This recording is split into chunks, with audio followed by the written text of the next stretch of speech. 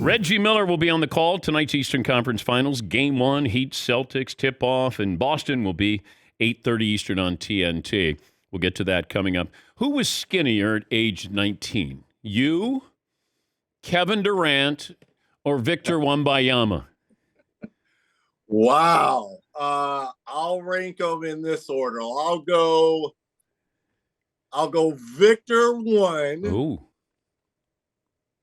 Me 2, KD 3. I was pretty light. I think I was 172 or 3.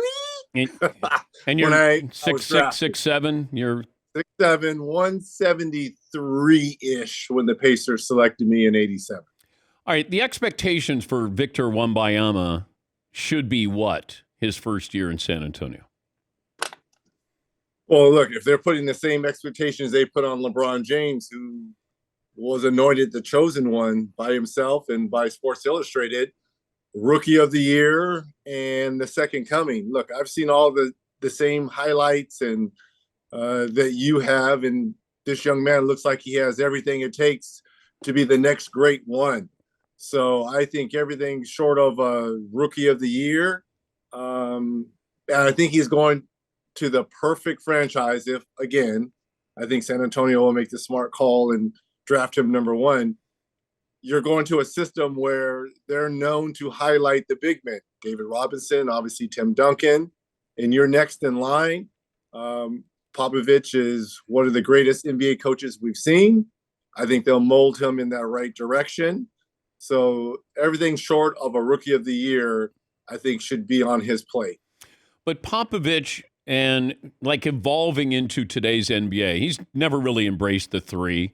Doesn't seem like it's a wide open, fun type of basketball. But I wonder with Wembanyama, do you let him go? Is he going to be a featured guy? Because Pop's pretty conservative. I think he was conservative. I got to disagree with you a little bit. They played an old school type game when David Robinson was there. Okay. And they went through different times. So it was David Robinson. Then they shifted the offense for Tim Duncan. And when Tim Duncan started to get a little bit older, it was Tony Parker and Manu Ginobili. So they did kind of switch to the threes and wide open, more space, the passing. And Pop has evolved with the times. It depends on who's going to surround Victor as well. What other players? They got a very young team. But again, I think Pop is the right man. If you want to learn what the NBA is all about, I think Pop is the right answer here. He's 74. I know. Age ain't nothing but a number. I mean, oh no, but the thing is I wonder if they didn't win this lottery, is Pop going to, does he coach longer or is he going to maybe 1 or 2 more years? But now with Victor Wembanyama, you're going to want to stay a little bit longer, I think. But let's not forget, Pop is coming off a gold medal as well, coaching these younger players and all that. So it's not like he's out of touch.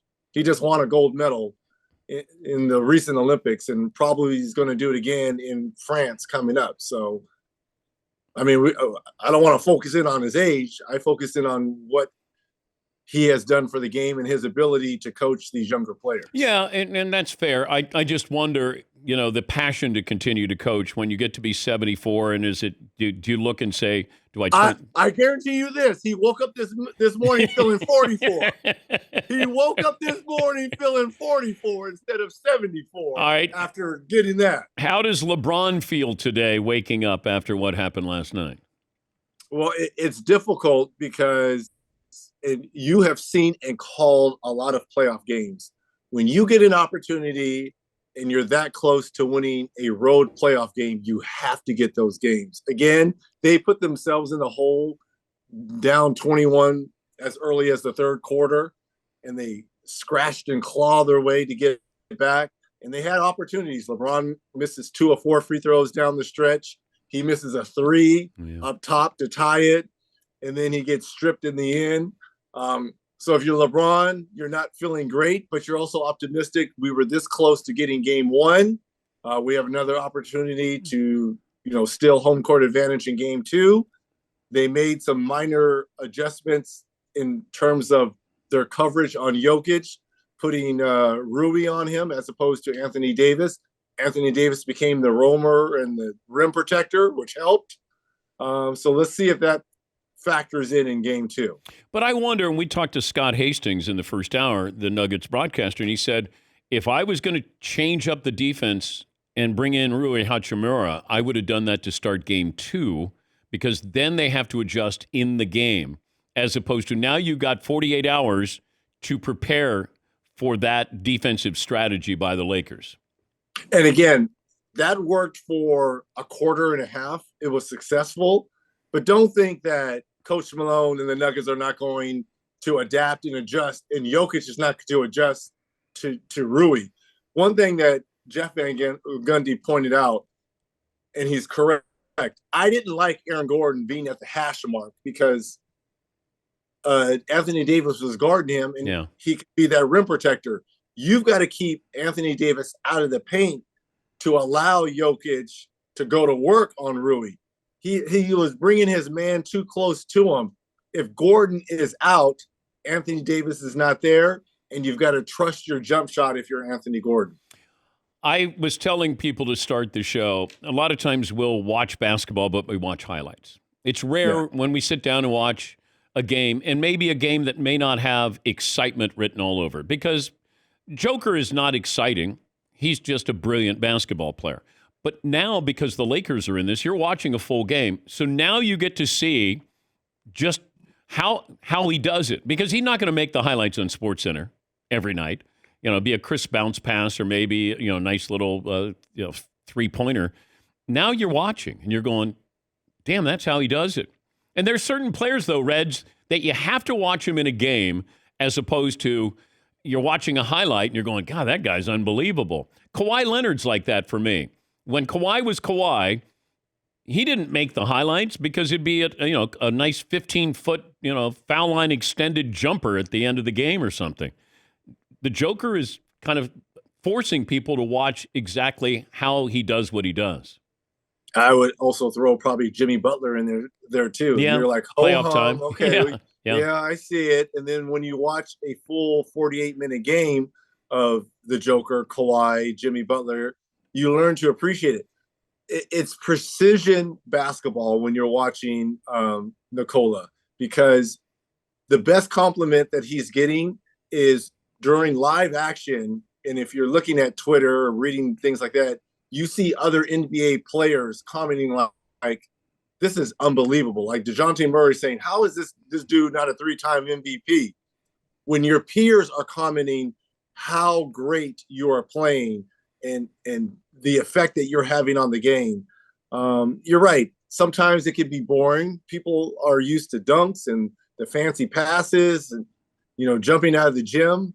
You're not going to get that with Jokic. What you're going to get is proper footwork, boxing out, precision passing, making free throws, rebounding in space, and great teamwork. And to me, that's coaches can appreciate that, and your teammates can appreciate that. There's a Tim Duncan feel to his game. Oh, yeah. I mean, just kind of structured, not exciting, but extremely efficient. And, Tim a better defender, Jokic a better passer, but, sort of that footwork and, kind of systematic torture that they gave you. You look up and you go, wait, those are the numbers that he had? And there's some guys where you go, wait, he only had like 21 points? And there are other guys who have 30, and you go, how did he have 30? Well, and again, you go back to guys that Tim Duncan had to go against. Kevin Garnett shaking his head, the best I've ever played against. Shaquille O'Neal, who got locked horns a lot with those Lakers Spurs moments, shaking his head.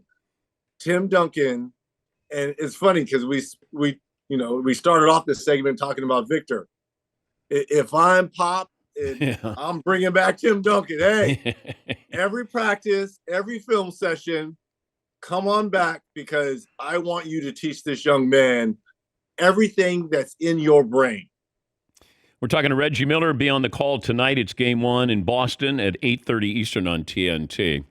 I'm wondering how the Heat steal this game, given that the Celtics just went through what they went through with the 76ers.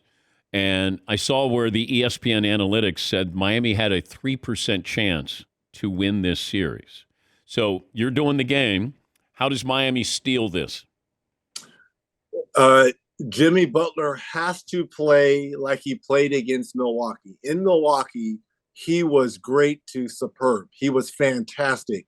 He absolutely carried them. And that's when Tyler Hero went down in that game one, and he just put the Heat on his back, and they just rode him to the finish line. He was good against New York, but other guys stepped up. I'm not telling him he has to have a historic 56-point night like he did against Milwaukee. But if he plays like that, and Strus, Gabe Vincent, Caleb Martin, Duncan Robinson, they knocked down threes like they did in New York, because those role players were great. If Jimmy Butler is great and those role players played like they played in that Knicks series, yes, they can steal game one, and they can also win this series. The problem is, you know what you're going to get with the Celtics.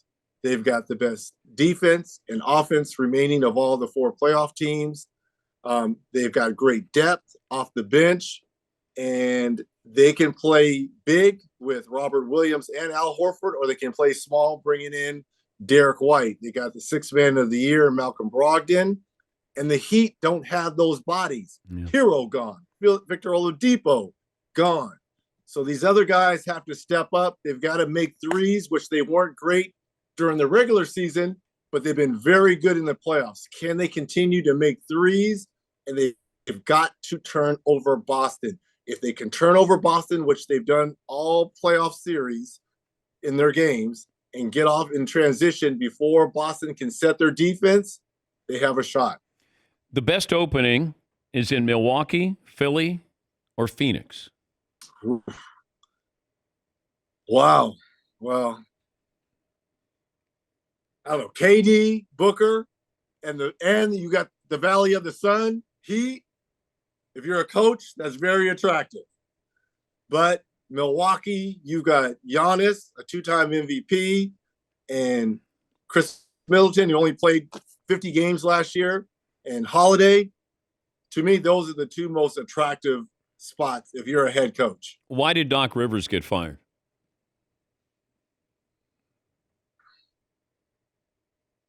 Look, I'm going to try to be positive here, Theodore. But look, unfortunately, players have guaranteed contracts, and the coaches will always be the first to go. Let me first start by saying that. Coaches are always first to go. But man, these players got to look themselves in the mirror. These guys, some of those players on that team, I'm not going to name names, are punks. They're punks. Come on, man. Doc is the fall guy. Very much the same way Monty Williams, to me, was the fall guy in Phoenix. These players got to look themselves in the mirror. I'm putting this on the players. I'm sorry. If you could, I just am. If it was, you could keep James Harden or you could keep Doc Rivers, but you couldn't keep them both, who would you keep? Because it feels like that may be what this came down to. You keeping James Harden or Doc Rivers? If I'm ownership group, yeah. I love me some James Harden. First ballot Hall of Famer. You still love him? I love him, but I'm keeping Doc Rivers. Okay. I agree. I agree. First ballot Hall of Famer, and I have enjoyed watching him. But I would say, James, thank you. Some nice parting gifts here. And it's not guaranteed that James is going to stay there. No. So you got rid of Doc. Yeah. You got rid of Doc, and James Harden still can leave. Yeah, but they got to turn this over to Tyrese Maxey and Joel Embiid. They have to be the two-headed monster in there, moving forward. All right, I'm running out of time, but I want to get your take. If I said to you, Ja Morant wants to sit down and talk, what would you talk to Ja Morant about right now? And nobody's going to hear you. This isn't on camera.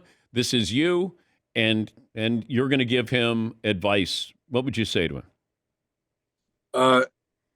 I want you to look at your inner circle, and I want you to write a list down of all your boys, all your homies, right? And I want to look at them all, and I want you to burn it up right now. You've got a clean house, young man.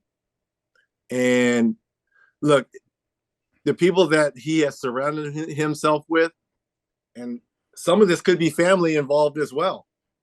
You've got to look at the whole picture, my friend, and what you have and what you can achieve, and right now what's being taken away from you.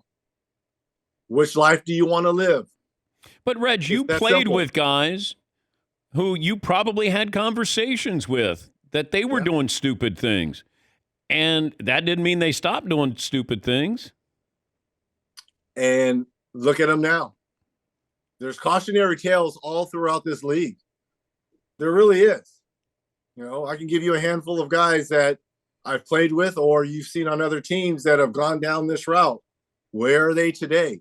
Ja Morant, before all this, was being painted as one of the faces of the new league, of these new up-and-coming young players. And now he's being vilified to his own doing. You're right? This is not us catching him doing something. This is him doing it on his own phone. He self-induced all this. Yeah. And it felt like the commissioner that this hurt him personally. Yeah. Because you know what? We had a face-to-face. Yeah. We sat down and we locked eyes. And I felt that we were on the same page because the commissioner only wants success for the Memphis Grizzlies and Ja. And he felt the words coming out of Ja's mouth, and he believed them. And the old phrase, bamboozle, hoodwink, led astray. That's how the commissioner feels, and he feels embarrassed. That's why it'll probably be a heavy suspension coming the start of next season. But could you imagine David Stern's approach as opposed to Adam Silver? He's lucky David Stern isn't a hold of this. He's so lucky David Stern is not at the helm of this. He would have been given the Ron Artest. He would have been gone. He would have been given the Ron Artest treatment, which was unfair and unjust. Let me just say that for the brawl. But he would have been given that type of treatment. Yeah, I always thought Ron, like, maybe I misread his personality, but Ron Artest seemed like he was a kid, like he was fun. And what happened in Detroit, like just that moment set him off. But you were there with him all the time. Like, how would you describe his personality? He would have his moments where he would come in and out. But I felt I could always rein him in at times and showed him and told him the big picture of things about winning. And once he could focus in on just winning as opposed to, I'm not getting this, and I, and I could get him to focus on the we, he understood that. And I'm glad he turned things around and he got a chance with the Lakers to win a championship. And I hope some of those lessons that in those conversations we had in the locker room, on the plane rides, the bus ride, I think he understood the emphasis on we as opposed to the I. And these kids come in, you know, John thinks he knows everything at 23. Like, he's not going to listen to you. He'd be like, yeah, whatever, you know? You're an old guy, man. I got to do what I got to do, man. That's why old heads are so important on championship teams. Al Horford, that's why his presence is needed for the Celtics. Haslam, that's why his presence is valuable for the Miami Heat. DeAndre Jordan for Denver, and LeBron for the Lakers. You've got to have old heads, guys that have seen and done, smelt, touched everything. Hey, by the way, you get a chance to talk about Al Horford, future Hall of Famer tonight. Are you happy about that? Because after that last game when he was 0 for 6, when you were texting during the game. He might get a triple single tonight, Reg. I'm just saying. You might. He's got the triple single going. I think Al may give me 7 points, 6 rebounds, 4 assists, 2 blocks. Hall of Famer. That's good, but that's good. Yeah. That's actually pretty good. Yeah. You know, yeah. because Tatum and Brown are doing all the heavy lifting. Have fun tonight. Appreciate you, Theodore. Love you, Dannett. Reggie Miller, Hall of Famer, be on the call tonight. Boston, Game 1, 8:30 Eastern on TNT.